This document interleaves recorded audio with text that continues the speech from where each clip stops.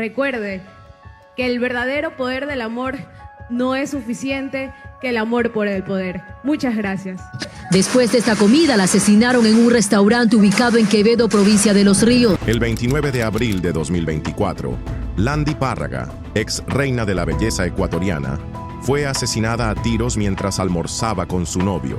Nadie sabía que su muerte sacaría a la luz su implicación en un cártel y los escandalosos secretos que se escondían tras su glamurosa vida. Esto es lo que ocurre cuando las mujeres narcotraficantes se meten con cárteles brutales. 2014. El cártel de los Zetas capturó a la sicaria más letal, Yesenia Pacheco, alias La Güera Loca, que significa la bruja loca. La habían perseguido durante 5 años y ahora era el momento de que pagara el precio por todo lo que hizo contra los Zetas. En lo que respecta al mundo de los cárteles de la droga mexicanos, Yesenia Pacheco Ramírez era un nombre que aterrorizaba incluso a los sicarios más curtidos de los cárteles. No solo era temida, sino que también era profundamente odiada por los miembros de los cárteles rivales, que estaban enfadados con ella porque, durante muchos años, Yesenia les aterrorizó y no pudieron llevarla ante la justicia. De hecho, sus métodos para asesinar a los cárteles rivales eran una locura, de ahí su apodo. En 2009, Yesenia se unió al Cártel del Golfo. Fue casi una decisión natural para ella unirse a este cártel porque había nacido en Navolato, Sinaloa, donde el Cártel del Golfo era muy respetado. Ella quería respeto, quería dinero, y ser miembro de uno de los cárteles más violentos de México le prometía todo lo que deseaba. Pero los nuevos miembros deben empezar desde abajo y demostrar su valía, así que Yesenia fue nombrada halcón. En el mundo de los cárteles, los halcones son como espías, hacen de vigías para alertar al cártel de movimientos policiales o militares. También espían a los cárteles rivales, y ser una chica facilita mucho el trabajo, ya que las mujeres son menos sospechosas. Yesenia no tardó en demostrar a sus jefes que era capaz de todo lo que le pidieran, cosas que incluso los sicarios más experimentados considerarían extremas. Gracias a sus habilidades únicas y a su falta de emociones, ascendió rápidamente en el escalafón, ganándose una reputación en la organización. En 2010, el Cártel del Golfo confió de repente a Yesenia su propia facción. Se convirtió en la primera mujer en recibir tal honor de liderar su grupo de asesinos de élite llamado Las Cenas. Fue un papel que asumió con pasión. Su misión era clara y brutal: aniquilar a los Zetas, el principal rival del Cártel del Golfo en aquel momento. A Yesenia se le permitió ser tan extrema como quisiera, y eso fue exactamente lo que hizo. Entre 2011 y 2013 se produjo el apogeo del reino del terror de Yesenia. Actos como decapitaciones, despellejamiento de rivales vivos y desmembramiento de sus cautivos eran habituales. Yesenia era realmente brutal y nadie sabe con certeza a cuántas personas mató. Da miedo pensarlo, pero algunos dicen que mató a muchos, quizá incluso a cientos. Ella y sus amigos siempre intentaban ser poderosos y no les importaba nadie más. Mataban a la gente rápidamente y sin ningún sentimiento, como si no fuera gran cosa. En 2011, Internet fue testigo de un impactante espectáculo en un video en el que Yesenia salía a la palestra. Con una sonrisa retorcida en los labios, agarró un machete y comenzó la inquietante tarea de cortarle la cabeza a un miembro del Cártel de los Zetas. Todo duró unos 2 minutos, pero la naturaleza horripilante del vídeo lo hizo realmente difícil de ver. En el vídeo, ella cortaba a hachazos, sin mostrar piedad ni remordimiento, pero el horror no había hecho más que empezar. Mientras la cabeza rodaba, otro miembro del cártel se adelantó con un cúter en la mano. A continuación, procedió a desollar la cara de la víctima con precisión, como un carnicero que prepara una pieza de carne. Durante 10 agotadores minutos, desolló la carne, mientras el grupo animaba y reía ante las cámaras, pero aún así, lo peor estaba por llegar. La cámara se dirigió entonces a otro grupo que tenía las manos chorreando sangre, mientras cortaban y serruchaban el cuerpo, reduciéndolo a un montón de carne y huesos. Este fue el vídeo que hizo popular en México a Yesenia, la psicópata rubia. Sin embargo, su reinado de terror no duraría mucho antes de pagar el precio de las maldades que había hecho. 2014 fue el año que el destino le tenía preparado para pagar por todas sus maldades. Yesenia había evadido la captura durante 5 largos años de un cártel rival. En esos años, el Cártel de los Zetas intentó por todos los medios atraparla, pero Yesenia era demasiado elegante. Aunque podrían haberla abatido fácilmente, los Zetas no solo querían matarla, sino que la querían viva. Querían hacer un espectáculo de esta rubia psicópata responsable de la muerte de sus miembros. El día de su captura, Yesenia cayó en una emboscada de 3 de sus escuadrones asesinos. Esta vez no había escapatoria y ella sabía que su destino estaba sellado, así que no opuso resistencia. Aunque no perdieron tiempo en decapitar a sus 3 compañeros, los sicarios de los Zetas se tomaron su tiempo para asegurarse de que Yesenia sufriera mucho. Fue torturada y humillada por todos mientras lo grababan todo en cámara. Cuando terminaron de juguetear con ella, comenzó el verdadero horror. Uno de los hombres la degolló hábilmente de tal forma que se ahogaba en su propia sangre mientras seguía viva. Luego la dejaron sufrir así durante un rato antes de cortarle la cabeza con un machete. Los Zetas se aseguraron de que fuera pagada de la misma manera en que ejecutaba a aquellos que tuvieron la mala suerte de ser sus víctimas. Sus restos fueron encontrados unos días después, descuartizados y metidos en un maletín que luego fue arrojado a un vertedero.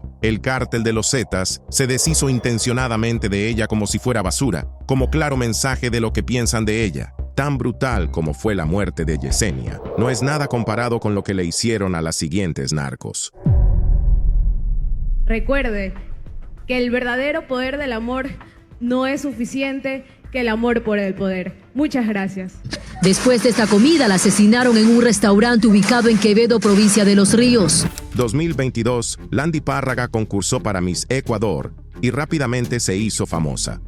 Pero lo que la hizo aún más famosa fue su implicación con uno de los cárteles más poderosos de Ecuador, que acabó con su vida en una inesperada cadena de acontecimientos. Landy Párraga aprovechó su participación en el concurso Miss Ecuador 2022 para ganar popularidad. Tras representar a la provincia de Los Ríos en el concurso, se volvió muy activa en las redes sociales, donde compartía su vibrante vida con sus seguidores. Su vida, al menos en apariencia, parecía casi mágica. Su Instagram estaba lleno de imágenes elegantes, mostrando su estilo de vida de lujo, trajes impresionantes y viajes a lugares hermosos. Con más de 1 millón de seguidores, Landy vivía el tipo de vida con el que muchos sueñan. Pero, bajo ese glamour, había una faceta de su vida oculta a sus seguidores. Una faceta que acabaría teniendo consecuencias devastadoras. La vida de Landy era la vida que solo un millonario podía permitirse. Resultaba extraño que pudiera permitirse ese estilo de vida en un país pobre como Ecuador, a pesar de no tener ninguna fuente de ingresos verificable que justificara ese nivel de riqueza. Sin embargo, su secreto no permanecería oculto durante mucho tiempo. La primera prueba de que ocultaba algo llegó cuando su nombre salió a la luz en relación con Leandro Norero, un célebre narcotraficante ecuatoriano conocido popularmente como El Patrón. Todo el mundo en Ecuador asociaba el nombre de Norero con el poder y el miedo en los bajos fondos del país. Era conocido por su implicación en el tráfico de drogas y otras operaciones delictivas, y era una de las figuras más poderosas del cártel ecuatoriano en expansión. Pero su influencia no era solo en el mundo criminal, sino también en la política y en la mayoría de los niveles de la sociedad, porque tenía mucho dinero. Aunque tenía muchos amigos en el gobierno, seguía siendo un objetivo vigilado de cerca por las autoridades, y acabó convirtiéndose en el blanco de una investigación criminal masiva llamada Metástasis. Esta investigación pretendía desmantelar su red, implicando a más de 50 personas, entre funcionarios del gobierno y abogados. Y sorprendentemente, Landy estaba entre los enredados en esta red. Como parte de la investigación de Metástasis, la policía obtuvo el teléfono de Norero y en él encontró una serie de mensajes y conversaciones que revelaban su conexión con Landy. Al principio, parecía inimaginable que una reina de la belleza con una vida tan pública estuviera vinculada a alguien como Norero, pero se trataba de pruebas que demostraban que no solo salía con Norero, sino que sabía en qué estaba metido. Norero había confiado en su abogado, expresando su preocupación por el descubrimiento de su aventura con Landy. Lo sabemos gracias a los archivos publicados por la Fiscalía General de Ecuador.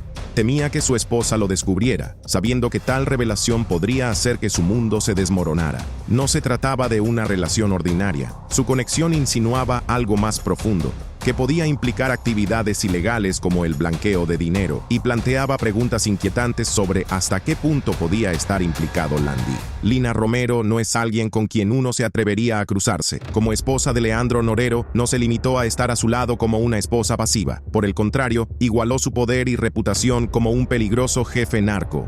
El supuesto papel de Romero es todo menos sutil. ha sido acusada de sobornar a jueces y fiscales, lo que sugiere que trató de influir en el propio sistema legal destinado a mantener a raya a gente como ella. No es la única acusación que pesa sobre ella. Las investigaciones sugieren que también blanqueó dinero para Norero, alimentando su red al garantizar que sus beneficios ilegales se mantenían limpios y accesibles, incluso cuando las autoridades cerraban el cerco. Pero los sobornos y el blanqueo de dinero eran solo el principio. Norero tenía miedo de lo que pudiera hacer Lina si descubría lo de Landy, pero a Landy no parecía importarle. Toda su atención se centraba en disfrutar de los privilegios de salir con un jefe de cártel tan rico y poderoso como Norero. El 25 de mayo de 2022, en una serie de 19 redadas coordinadas, la policía irrumpió en múltiples lugares de las provincias de Manabí, Guayas y Santa Elena, incautando más de $6 millones en efectivo, además de lingotes de oro, joyas y armas de fuego. Norero fue arrestado durante esta redada y sus vínculos con grupos como los Lobos, los Tiguerones, los Lagartos y Chone Killers significaban que se enfrentaría a penas de cárcel graves.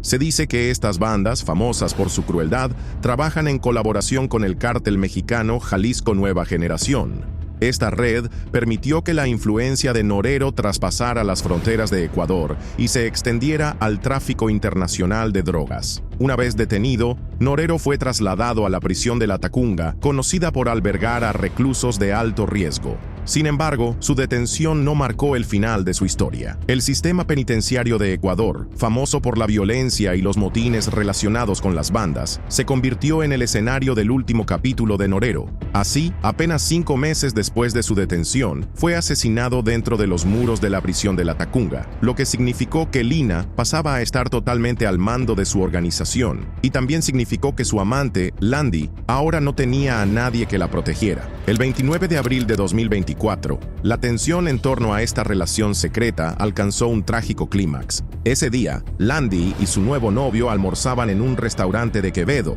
una bulliciosa ciudad de Ecuador. Después de esta comida, la asesinaron en un restaurante ubicado en Quevedo, provincia de Los Ríos. Las imágenes de las cámaras de seguridad revelaron más tarde lo sucedido. En mitad de la comida, 2 pistoleros enmascarados entraron en el restaurante y recorrieron la sala. Las imágenes muestran cómo Landy, aparentemente consciente de la presencia de los hombres, se gira ligeramente cuando uno de ellos se acerca a ella y empieza a disparar. La repentina ráfaga de disparos alcanzó tanto a Landy como a su novio, causándoles heridas mortales. El horror del asesinato hizo que muchos se preguntaran cómo supieron sus asesinos dónde encontrarla. Averiguar a qué sabían los policías de Landy. Justo antes del ataque, Landy había publicado una foto en Instagram en la que aparecía comiendo un plato de ceviche de pulpo. Los investigadores sospechan que esta simple publicación podría haber revelado su ubicación, dando a los pistoleros una pista precisa de dónde se encontraba. Lo que parecía una actualización inofensiva para sus seguidores podría haber sido todo lo que sus enemigos necesitaban para localizarla. Pero, ¿quién quería a Landy muerta y por qué? Rápidamente surgieron teorías, muchas de las cuales señalaban a la viuda de Norero como posible autora intelectual del asesinato. Se cree que podría haber descubierto la aventura y buscado venganza, dando una respuesta amarga y mortal a la traición de su marido. Esta teoría concuerda con lo que el propio Norero temía. En una ocasión le dijo a su abogado que temía que su mujer se enterara de lo de Landy, sabiendo que le llevaría al desastre. Esto es lo que les ocurre a las mujeres que se meten con jefes de cárteles que tienen esposas poderosas, por lo que el caso de Landy no es un suceso raro, sino que ganó atención debido a su popularidad. Si esto te parece inquietante, espera a saber lo que le hicieron a la siguiente persona que se metió con un cártel mortal. El 12 de abril de 2015, sicarios del Cártel de los Metros capturaron a Jocelyn Alejandra Niño, tristemente célebre como La Flaca. Curiosamente, su historia es la del cazador que se convierte en cazado, pero de la forma más extrema imaginable. Jocelyn Alejandra Niño entró en el mundo del narcotráfico como asesina vinculada al célebre Cártel del Golfo, una poderosa organización criminal profundamente implicada en el violento estado de Tamaulipas, México. Su alias no solo indicaba su esbelto físico, sino que también tenía un significado más oscuro, ya que es un homenaje a Nuestra Señora de la Santa Muerte, una santa esquelética temida y a la vez amada por muchos mexicanos, especialmente en el oscuro mundo del narcotráfico. De hecho, solo las asesinas más temidas eran reconocidas con el nombre de La Flaca, y Jocelyn se ganó este reconocimiento por ser despiadada. La trayectoria de La Flaca en el submundo de los cárteles no fue casual. Al igual que muchas mujeres introducidas en el crimen organizado, fue reclutada por su aspecto, que le permitía pasar desapercibida y evitar las sospechas de rivales y autoridades. Esta habilidad resultó esencial en un mundo en el que ser invisible podía significar la supervivencia. También le permitía ejecutar a sus objetivos con mayor facilidad, ya que la mayoría de los hombres no considerarían a una mujer tan guapa una asesina a sangre fría. Pero su carrera en el cártel del Golfo no consistía simplemente en eludir la detección. La Flaca era una soldado en todos los sentidos. Formaba parte de un feroz subgrupo llamado Los Ciclones. Su papel es luchar contra facciones opuestas como los Metros, un grupo rival que lucha por el control en las interminables guerras territoriales del cártel. El 5 de enero de 2015, una foto de Jocelyn apareció en internet mostrando a una mujer joven con una sonrisa infantil, pero escalofriantemente armada y con un chaleco antibalas. Esta fue la imagen que cimentó la popularidad de La Flaca. La imagen, filtrada en Valor por Tamaulipas, circuló rápidamente por las redes sociales y le granjeó muchos admiradores. También la convirtió en un objetivo prioritario tanto para el gobierno como para las bandas rivales. Las autoridades sospechan que la foto fue subida por los Metros, una facción rival del Cártel del Golfo, con el objetivo de exponer a Jocelyn y convertirla en un blanco marcado. El 12 de abril de 2015, los Metros capturaron a Jocelyn y a 2 de sus aliados. Al día siguiente, las autoridades encontraron su cuerpo desmembrado en una nevera de hielo desechada en Río Bravo. Le habían cortado las extremidades, junto con otros 2 cadáveres que yacían a su lado. Un tatuaje con su apellido, Niño, fue la única forma en que las autoridades pudieron identificar sus restos. Y si sus asesinos querían aumentar el miedo del público, lo consiguieron con la publicación de fotos gráficas en internet. Era un mensaje brutal dirigido a su facción, los Ciclones. Para sus asesinos, Jocelyn vivió la fría vida de asesinar a los enemigos de su cártel y murió sufriendo el mismo destino que sirvió a otros. Aunque la muerte de Jocelyn es indiscutiblemente horrenda, el castigo infligido a una joven aparentemente inofensiva le dejará sin palabras. En marzo de 2024, Gabriela Lima Santana desapareció sin dejar rastro. Nadie sabía que había tenido un terrible destino que demuestra lo peligroso que es involucrarse con los cárteles. El 13 de marzo de 2024, Gabriela debía estar preparándose para su cumpleaños, que se celebraba el día 14 de ese mes. Aunque todo parecía normal, su familia no tenía ni idea de en qué lío se había metido Gabriela. Verás, durante algunos días nadie había visto ni sabido nada de Gabriela, pero supusieron que estaba bien y que probablemente estaría con sus amigos. También estaban muy seguros de que no faltaría a su cumpleaños, así que esperaban que apareciera al menos un día antes del cumpleaños. Sin embargo, cuando empezó a anochecer ese día, todos se preguntaron por qué iba a faltar a su cumpleaños. Fue entonces cuando denunciaron la situación a la policía. En Rio Grande do Sul, Brasil, donde ocurrió este incidente, las desapariciones no eran raras, eran casi esperadas. Esta región era un caldo de cultivo para la guerra entre bandas y las redadas policiales se producían con regularidad. Tanto las bandas como la policía tenían una reputación notoria, cada una acusada de dejar tras de sí un rastro de desaparecidos y muertos. Una banda especialmente temida en esta región es Bala na Cara, que significa bala en la cara. El mensaje era inequívoco. Si te cruzabas en su camino, te arriesgabas a recibir un balazo en la cara. Sin embargo, para los que realmente les enfadaban, el castigo iba mucho más allá de un simple disparo. Gabriela Lima Santana estaba destinada a sufrir un destino mucho peor. Pocos días después de que Gabriela desapareciera, empezó a circular un espantoso video. En él se veía a un hombre junto al cuerpo desmembrado de una mujer en una bañera, cortando y sonriendo a la cámara. La mujer fue identificada como Gabriela. Su asesino descuartizó el cuerpo y metió los restos en una maleta antes de tirarla a una zanja de Capao da Canoa. El hombre del vídeo, identificado posteriormente como un miembro de una banda de 49 años, parecía inquietantemente satisfecho de su horrible tarea. A él se unió un cómplice de 23 años, cuyos rostros se revelaron pronto al público, pero la policía ocultó sus nombres. El 24 de marzo de 2024, varios días después de la desaparición de Gabriela, Los trabajadores municipales que limpiaban la basura de una zanja de drenaje se toparon con un espectáculo espantoso. Un trabajador que rebuscaba entre los escombros se congeló de repente. Allí, a la deriva en el agua, había un brazo humano. Cerca de él, había una maleta con olor a carne podrida. Cuando los forenses sacaron la pesada maleta de la zanja y abrieron la cremallera, se encontraron con una escena espeluznante. Dentro estaba el cuerpo de Gabriela desmembrado y disecado. Sus extremidades y su torso también estaban apilados dentro. Pero eso no es todo. También había piedras en la maleta para ayudarla a hundirse bajo el agua. Además, cerca de la maleta había sierras, cuchillos y otros instrumentos afilados que se cree que utilizaron sus asesinos. De hecho, la policía solo pudo confirmar su identidad por sus huellas dactilares y tatuajes, uno de los cuales sugería su pertenencia a una banda local. Aunque nadie sabe exactamente qué condujo al asesinato de Gabriela, se cree que fue masacrada en una presunta represalia contra una banda rival.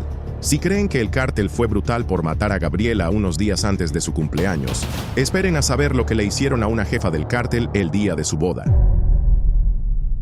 Comandante Azul, putos, arriba Santa Rosa de Lima. En enero de 2020, la boda de una capo del cártel llamada Karen Lisbeth Ortiz se convirtió en una masacre después de que sicarios del cártel Jalisco Nueva Generación irrumpieran en el lugar. Aunque al principio todo el mundo pensó que se trataba de un simple ataque contra inocentes, más tarde quedó claro que se trataba de una brutal venganza. Karen Lisbeth Yepes Ortiz, también conocida como La Señora, nació en el seno de una familia profundamente involucrada en el mundo criminal de Guanajuato, México. Su hermano, José Antonio Yepes Ortiz, conocido popularmente como El Marro, era el líder del cártel de Santa Rosa de Lima, CSRL. Se convirtió en el sucesor de José Antonio Yepes Ortiz, El Marro, después de su captura el pasado 2 de agosto. Esta organización, que debe su nombre a su ciudad natal, se ganó rápidamente una mala reputación por sus extensas operaciones de robo de combustible, tráfico de drogas, extorsión y violentas batallas contra grupos rivales. Inicialmente, CSRL estaba bajo el liderazgo de David Rogel Figueroa, o El Güero, antes de que José Antonio Yepes Ortiz asumiera el control. Una vez que El Marro tomó las riendas, el cártel creció rápidamente, dirigiendo su atención principalmente a la lucrativa y altamente ilegal actividad de robar combustible de los oleoductos de Pemex, una práctica conocida localmente como huachicoleo. Los sustanciales beneficios de esta operación permitieron al CSRL ampliar su influencia, estrechando su control sobre la región y convirtiéndose en uno de los principales cárteles de México. Con esta expansión, era solo cuestión de tiempo que el CSRL tuviera problemas con otros cárteles poderosos. El principal desafío vendría del cártel Jalisco Nueva Generación, CJNG, que estaba comandado por Nemesio Oseguera Cervantes, alias El Mencho. El CJNG no es un cártel con el que quieras tener negocios, especialmente bajo el liderazgo de El Mencho, un hombre que no tenía alma, pero Karem y su hermano confiaban en poder enfrentarse al CJNG y ganar. Pronto se darían cuenta de lo equivocados que estaban. Esta intensa rivalidad inició una ola de violencia que se apoderó de Guanajuato, transformándolo en una de las regiones más peligrosas de México. El CSRL se hizo famoso por sus tácticas despiadadas, que incluían secuestros, extorsiones y asesinatos brutales y selectivos, empujando a la región a una crisis más profunda marcada por el derramamiento de sangre y el miedo. Febrero de 2019, operativos de Santa Rosa de Lima lanzan un ataque mortal contra el cártel del CJNG. 2 camionetas del cártel CSRL se detuvieron repentinamente en un camino de tierra desierto y hombres enmascarados abrieron fuego contra presuntos asociados del CJNG. El ataque pretendía ser una advertencia y un recordatorio de la determinación de El Marro de proteger su territorio. Sin embargo, el CJNG no era ajeno a la brutalidad. Así, pocos meses después, el CJNG llevó a cabo un ataque de venganza. Hicieron públicas imágenes de un miembro de alto rango de Santa Rosa de Lima, Adolfo Mendoza Valencia, a quien habían capturado y atado sin camisa a una silla. Su ejecución fue rápida y su cuerpo sin vida quedó colgado de un paso elevado de la autopista. Pero estos solo fueron calentamientos, ya que la batalla entre estos dos cárteles empeoraría aún más y les costaría todo a Karem y a su hermano. En enero de 2020, Karen se iba a casar con otro miembro de su cártel. Todo parecía una boda normal y todo iba bien. Estaba en el altar cogida de la mano de su futuro marido, conocido en el mundo del cártel como el Calamardo. Pero no se trataba solo de una ceremonia, sino de la formación de una sólida alianza en un mundo donde la lealtad y la supervivencia son muy importantes. Sin embargo, desconocidos para la jefa del cártel, 3 vehículos permanecían ocultos fuera de la iglesia. Cada uno estaba lleno de hombres armados que llevaban chalecos antibalas marcados con las inconfundibles siglas del cártel Jalisco Nueva Generación. No estaban aquí como invitados, sino como agentes de la muerte por orden del mismísimo Nemesio, el Mencho o Ceguera Cervantes. Cuando el sacerdote se disponía a declarar marido y mujer a Karen y el Calamardo, el silencio se hizo añicos con los disparos procedentes de la parte trasera de la iglesia. Karen apenas tuvo tiempo de darse cuenta de lo que ocurría cuando los pistoleros le arrebataron a su marido. Poco después se desató el caos al repetirse los disparos y los invitados a la boda corrieron a refugiarse. Desgraciadamente, un transeúnte, un joven de 18 años que iba en moto, quedó atrapado en el fuego cruzado y fue alcanzado por las balas. Su amigo y un pasajero también resultaron heridos de bala en las inmediaciones. Los pistoleros dieron en el blanco, ya que Karen también recibió un disparo y murió en el acto. Su muerte fue un mensaje enviado directamente a su hermano El Marro, cuyo paradero en ese momento sigue siendo un misterio. Algunos informes apuntan a que estaba presente, pero camuflado entre la multitud. Los pistoleros del CJNG abandonaron la iglesia con el marido de Karen, el Calamardo, y otro hombre desconocido. Sin embargo, la muerte de Karen fue solo el principio de la caída del cártel CSRL. El 2 de agosto de 2020, las autoridades mexicanas capturaron a José Antonio Yepes Ortiz en una espectacular redada en Juventino Rosas, Guanajuato. En la operación, en la que participaron fuerzas federales y estatales, también se rescató a una empresaria secuestrada por la que se pedía un rescate. La detención de El Marro marcaría el fin de una era en Guanajuato, pero no sería el final de la violencia de los cárteles en este estado mexicano.